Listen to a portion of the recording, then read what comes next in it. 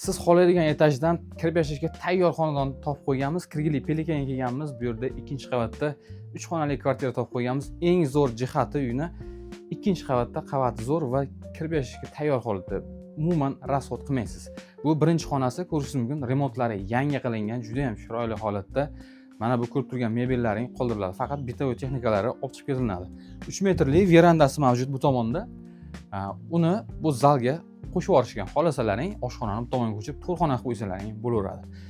Uyga dush kontur o'rnatilgan, isitish tizimi yangi qilingan, zo'r ishlab turibdi. Bu tomonda esa yotoqxonasi, ko'rishingiz mumkin, holatlar yaxshi holatda. Yotoqxona mebellari qoldiriladi. Isitish tizimi, radiatorlar barcha xonalarga kirilgan va romlari esa to'liq akfa romlarda.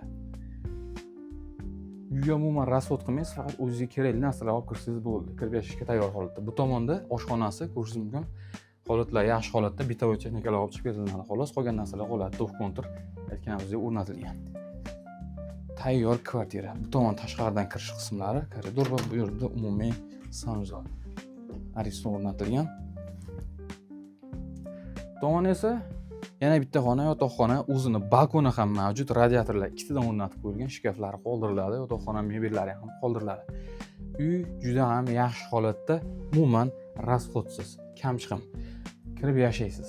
Do'stlar, uyni qisqacha tanishtirib o'tdik. Kirgili Pelikanda 4 qavat uylarning ikkinchi qavatida 3 xonali kvartira juda ham yaxshi holatda. Narxiga keladigan bo'lsak, $38,000. Albatta, ozroq kam bor. Qiziqqanlar bo'lsa, quyidagi raqamlarga aloqaga chiqsangiz bo'ladi. Videoga like bosib, do'stlarga ulashishni unutmang. Bizga obuna bo'ling. Sizlarga bundan ham zo'rlarini ilmishda davom etamiz.